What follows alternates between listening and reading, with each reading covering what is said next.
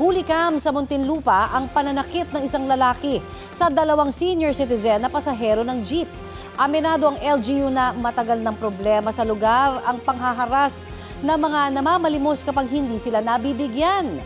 Balitang hatid ni Oscar Oida.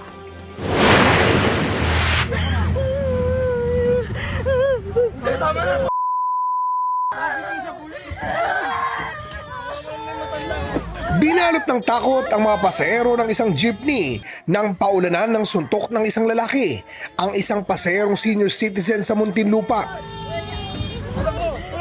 Sinubukan pang pumalag ng senior citizen pero wala ring nagawa sa pagsugod ng lalaking walang damit pang itaas. Maya-maya, binalingan naman niya ang isa pang lalaki na nakaupo sa sahig ng jeep.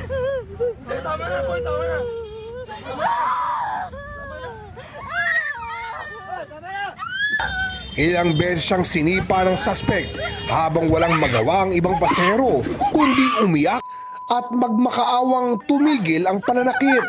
Bumaba rin ng jeep ang suspect kalaunan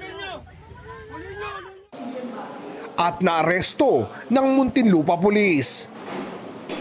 Yung area kasi ng pinanggalingan is just within the area ng Substation 3. So immediate yung ating pagresponde doon. Nang hinga namin ng panig ang suspect, Hindi ko po alam.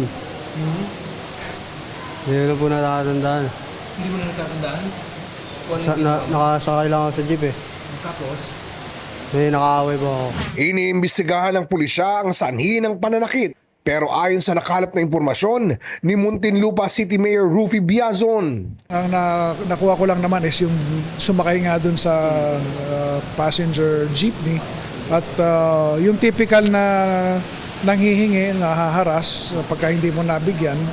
And I think it escalated doon dahil high on substance, no? Substance abuse. matagal na raw may ganitong problema sa lugar. In the past, ma-apprehend pero there is not much na magamit para ma-contain.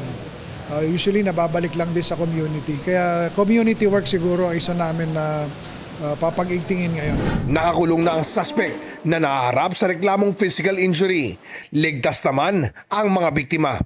Oscar Oida, nagbabalita para sa GMA News.